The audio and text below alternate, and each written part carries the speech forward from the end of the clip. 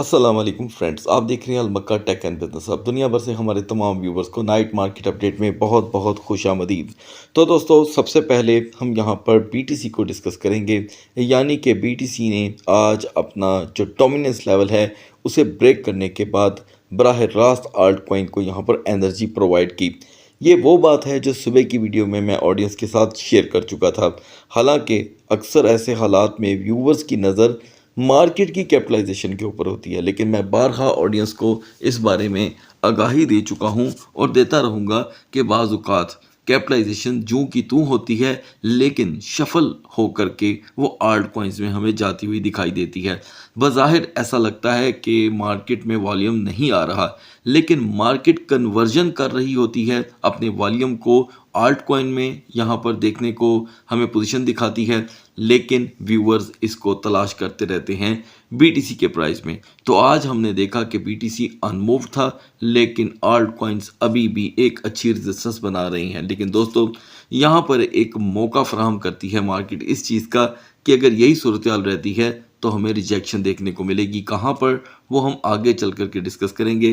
पहले आगाज़ कर लेते हैं ख़बरों से। तो दोस्तों, जैसे कि आप जानते हैं, सैटरडे का दिन, ईद की छुट्टियों के बाद का ये हफ्ता काइंड ऑफ हॉलीडे, और अब सिर्फ हमारे पास रह गया है इतवार का दिन। अब ये इतवार भी इतवार नहीं है, क्योंकि आज जैसे आल्ट कॉइन ने मूव किया तो कल मे भी बीटीसी का दिन भी हो सकता है। तो पहले हम इसको डिस्कस कर लेते हैं कि एक खबर गुजरी थी हमारी नज़रों से ईद के दूसरे दिन कि जी ब्लॉकेट जो है, जो अमेरिका की तरफ से लगा रखी गई है, वो हटा दी गई है। लेकिन अचानक यहाँ पर एक स्टेटमेंट देखने को मिलती है कि जी बाकायदा तौर पर ईरान की तरफ से एक स्टेटमेंट आई है कि ऐसा कुछ नहीं हुआ। इवन कि उन्होंने ये कहा कि अगर ऐसा कुछ हो गया होता तो हमारी तरफ से भी आपको लाजमन कोई पॉजिटिव स्टेप देखने को मिलता। उन्होंने ये कहा कि ये बातें सिर्फ बातों की हद तक हैं, इसका रियलिटी से कोई ताल्लुक नहीं है। तो दोस्तों, लिहाजा वो जो कमरे में गए थे ट्रंप, अभी तक कमरे में ही गए हुए हैं, उनकी कोई यानी कि जवाब नहीं आया। लिहाजा दुनिया उस डिसीजन पे नज़रें लगा करके बैठी हुई है। तो उस डिसीजन से पहले यहाँ पर व्यूवर का एक सवाल था, आज कमेंट सेक्शन में पूछा गया कि उस्मान भाई, आप बराह रास्त गोल्ड का तजिया किया करें।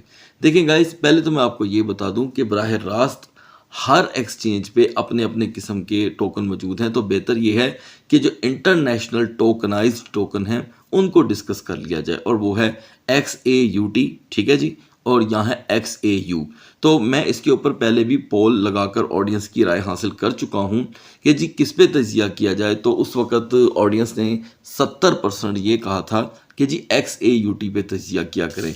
तो वो दोस्त जो हर वीडियो के कमेंट्स में लिख रहे हैं कि सर गोल्ड का तजिया करें, तो मैं आपसे रिक्वेस्ट करूंगा कि प्लीज़ आप XAUT को देख लिया करें। XAUT तकरीबन अब हर एक्सचेंज पे अवेलेबल है, ठीक है जी। और इवन के ये जो आजकल ऑयल का रोला पड़ा हुआ है, WTI, क्रूड, ब्रेंट, ये भी एक्सचेंजों पे आ गए हैं टोकनाइज्ड होके। तो शायद अब आप मेरे ख्याल से उन लकी नेशन या उस लकी आवाम में से हैं या लोगों में से हैं जिन्होंने ऐसा दौर देखा है कि जिन्हें हर चीज़ अब एक्सचेंज पे ही देखने को मिल जाती है। वरना यकीन कीजिए, अगर आप थोड़ा सा पीछे जाएंगे तो ये चीज़ें एक्सचेंजेस पे नहीं थी। हाँ, ये इसमें भी कोई डाउट नहीं है कि इनके एक्सचेंजेस पे आने का नुकसान भी बहुत हुआ है। क्यों? क्योंकि वॉलेटिलिटी पहले कभी भी इतनी ज़्यादा नहीं थी जितनी अब बढ़ चुकी है। क्योंकि पहले ये चीज़ें सिर्फ फिज़िकल की हद तक थी, और अब घर बैठे लोग इस पे ट्रेड को तरजीह देते हैं। तो ये चीज़ें जो हैं रियल लाइफ में उन चीज़ों के लिए दुश्वारियाँ पैदा कर रही हैं। तो दोस्तों, यहाँ पर हम मार्केट में क्योंकि एक ही बात देख रहे हैं कि पी स्टॉक अभी अपने फाइनल हिस्से में एंटर हो चुकी है, तो उसकी बिना पर आज क्रूड ऑयल जो है दोस्तों वो और ज़्यादा डाउन कर गया, तकरीबन 90.29 पे। याद रखें, ये मैं ब्रेंट की बात कर रहा हूँ, ठीक है।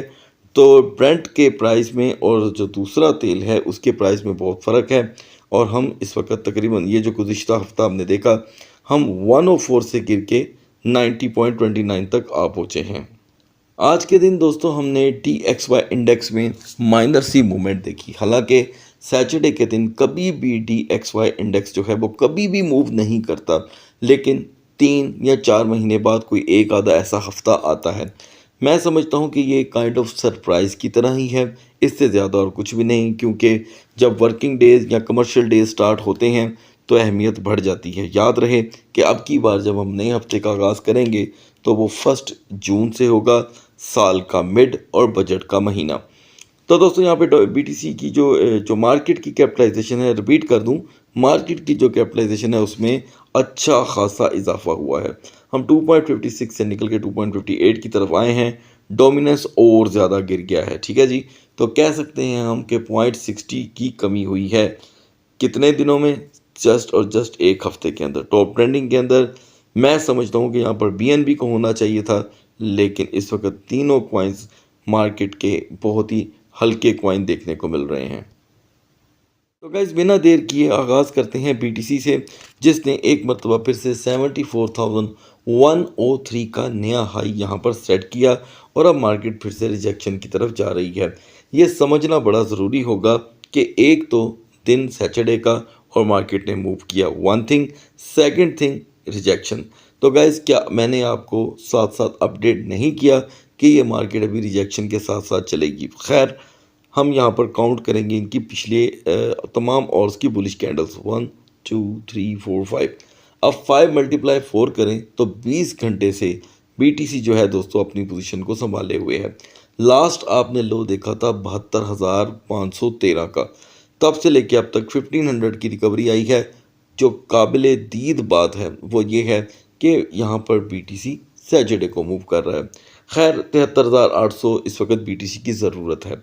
ये ऐसी ज़रूरत है जो बीटीसी को जिस तरह मर्जी हो पॉजिटिविटी के साथ कनेक्ट रखती है, लेकिन क्योंकि हमने एक नए हफ्ते में एंटर होना है तो दोस्तों अपने ज़हन में रखिएगा कि अब की बार सपोर्ट 72,500 की है। मान लें कि हम सैटरडे से पहले, यानी कि अभी सैटरडे ख़त्म होने को है, मतलब संडे से पहले हम 72,500 को ब्रेक होता देखते हैं तो ये खुलेआम दावत होगी मार्केट के लिए कि वो 70,000 को ब्रेक करने की अंदर ही अंदर तैयारी कर रही है। तो बड़े बड़े गैप्स यहाँ पर आ सकते हैं जो आपने सोचे भी नहीं हुए। वैसे भी मार्केट को स्ट्रॉन्ग बिहेवियर अपनाए हुए तकरीबन 93 दिन हो चुके हैं, 93 लॉन्ग डेज। सेफ जोन यहाँ पे दोस्तों बीटीसी की फ़िलहाल तो कोई भी नहीं है, लेकिन 74,500 से 74,800 इसे टेम्पररी एनर्जी दे सकता है। इथीरियम में पिछले 12 घंटे की हमें यहाँ पर सपोर्टें देखने को मिल रही हैं दोस्तों, लेकिन इथीरियम 2032 से रिजेक्ट हो गया। अब आप अंदाज़ा करें कि इसे 2045 जैसी रेजिस्टेंस भी नहीं मिल पा रही। तो अगर हम सुबह का तजिया इसमें ऐड कर लें तो हम 2013 पे थे। कुल मिलाकर $19 की मूवमेंट जो इथीरियम को दूर दूर तक सूट नहीं करती। लिहाजा सूरत हाल इथीरियम अकेले की बहुत ही ज़्यादा नाजुक है, इसलिए कि 2005 इसकी वो जोन है जो इथीरियम को तन्हा छोड़ देगी। सपोर्ट याद रखिएगा, हिस्ट्री आपके साथ है। ब्रेकिंग जोन के बाद 1960 इसका सबसे लो लेवल है। अपर लेवल के लिए सेफ जोन बहुत दूर है, फिर भी 2055 में एनर्जी दस्तयाब है। बढ़ते हैं आल्ट कॉइन्स की तरफ, जहाँ पे इथीरियम जैसी प्रोडक्ट हमें मूव करती दिखाई नहीं दे रही, तो हमें पीएनबी के अंदर मुसलसल गोल्ड कैंडल बनती दिखाई दे रही है। देखिए 1 2 3 4 इवन के जो दरमियान में आपको ब्रेक देखने को मिली। अगर आप 15 मिनट के कैंडल चार्ट पे जाएंगे तो यहाँ पर 4-5 डॉलर का आपको क्रैश दिखाई देगा, लेकिन 4 आवर की कैंडल चार्ट पे ये सिर्फ बुलिश मोमेंटम है, जिसे कंटिन्यू हुए दोस्तों तकरीबन यहाँ पर 10/4 यानी कि 40 घंटे हो चुके हैं। 40 घंटे से बीएनबी मुसलसल यहाँ पे पंप हो रहा है दोस्तों। तो पुराने तमाम ट्रेंड इसने कर दिए हैं एक्सपायर पूरी तरह से। 683 की ओल्डेस्ट वन रेजिस्टेंस को इसने अबूर कर लिया, जो इससे हो नहीं पा रही थी और रिजेक्शन आ रही थी। अभी के लिए बीएनबी की बिल्कुल फ्रेश सपोर्ट दोस्तों 705 की है। याद रहे कि 705 के दरमियान एक ही जो रुकावट है वो हाइल है, वो है दोस्तों 700 की, जो ज़हनी सबकत रखती है। मॉर्निंग में किसी भी नए ब्रेकआउट के लिए सबसे पहले बीएनबी को 713.50 से लेके 714.90 की रेजिस्टेंस चाहिए, जो इसे फिर से 720 से 22 तक ले जा सकती है। सोलाना दोस्तों आज के दिन पूरी तरह अनमूव्ड है, क्योंकि सुबह जब हम इसे डिस्कस कर रहे थे तो हम 82.94 पे थे और अभी भी हम जस्ट 83.08 से रिजेक्ट हुए हैं। तो ये तो दोस्तों कोई बात ही ना हुई। आप देख रहे हैं कि इसका मुकाबला इस वक्त मार्केट के किसी भी टोकन के साथ नहीं है। इस तरह की सोलाना के प्राइस में मायूसी देखने को मिल रही है। याद रखिएगा कि जब सोलाना लवर्स खास करके जो बिगनर्स होते हैं वो इसके वॉल्यूम की ये हालत देखेंगे तो फिर सोलाना और ज़्यादा क्रैश कर सकता है, क्योंकि मायूसी के आलम में कुछ भी हो सकता है। तो यहाँ पर इसकी अभी जो सपोर्ट है वो 82.50 की ही है। सेफ जोन के लिए सोलाना अभी भी स्ट्रगल जारी रखेगा, जो 84.35 तक देखी जा सकती है। पिछले तकरीबन 13 घंटों से जी कैश दोस्तों अपनी स्ट्रगल में मसरूफ़ है। हमने जो डिप देखा आज के दिन वो 520 का था, लेकिन ये जानना बड़ा ज़रूरी है कि आखिर हमारी सुबह की डिस्कशन के दरमियान जी कैश था कहाँ पे। वो था दोस्तों 517 पे, और आपको अपडेट किया गया था कि इसकी आज की मैक्स रेजिस्टेंस 525 होगी।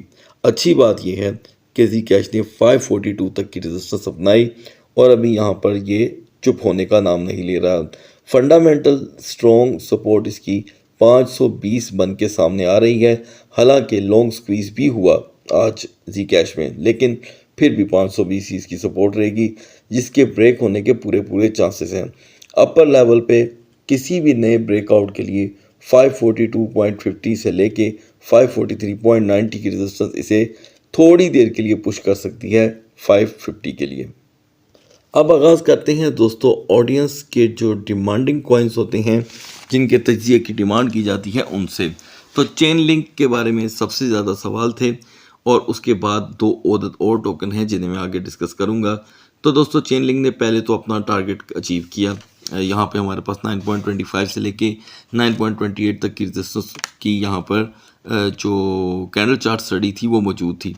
तो अभी लिंक जो है दोस्तों यहाँ पर 9.25 और 9.28 के दरमियान से रिजेक्ट हुआ है, लेकिन अभी भी लिंक में पोटेंशियल है, क्योंकि ये दोनों कैंडल यहाँ पर बुलिश हैं। तीसरी थोड़ी सी भी बुलिश बन के 15 मिनट अपनी रेजिस्टेंस कायम रखती है तो 9.30 से 9.35 तक का मज़ीद गहरा लेवल देखा जा सकता है। उसके बाद गाइस यहाँ पर सुई को ऐड किया गया है, इसलिए कि इसकी भी बहुत ज़्यादा डिमांड थी और सुई तेज़ी से अपनी साख खोता ही चला जा रहा है। अब इस वक्त 1.05 बहुत दूर रह गया है, 1.40 इम्पॉसिबल है, 1.05 जो है बहुत दूर है। और अगर हम यहाँ पर इसकी सपोर्ट की बात करें तो मज़ीद गहराई 0.8850 से लेके 0.8890 तक इसकी सपोर्ट कंसीडर की जा सकती है। अपर लेवल पे अभी भी इसमें सुई में इतनी पोटेंशियल है कि हमें 0.9210 से 0.9255 तक ले आए, लेकिन ये मामला तब तक है जब तक नई सप्लाई नहीं आती। तो दोस्तों जिस तरह बीएनबी ने यहाँ पे रॉक किया, बीजीपी ने भी किया। व्यूवर्स की डिमांड का तीसरा कॉइन, क्योंकि बीजीपी को हमने लास्ट टाइम जब डिस्कस किया था तो इसने सेवरल टाइम 1.95 1.97 की सपोर्ट को यहाँ पर ट्रिगर किया। आज इसमें भी हमें गोल्ड कैंडल बनती हुई दिखाई दे रही है, लेकिन रिजेक्शन के साथ। जो मैक्स हाई बीजीपी में रहा दोस्तों यहाँ पर वो 2.12 का था।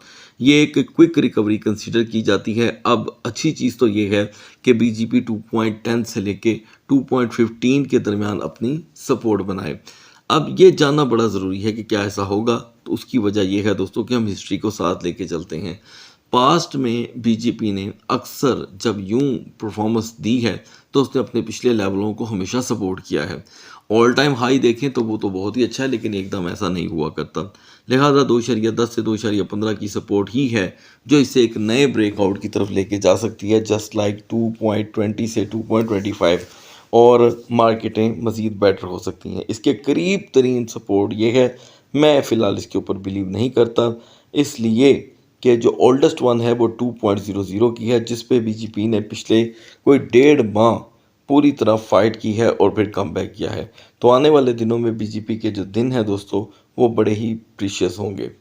लास्ट में हम बात करेंगे टाओ कॉइन के बारे में दोस्तों, जिसने एक मरतबा फिर से 246 को पिछाड़ दिया और रेजिस्टेंस 255 तक बना ली है।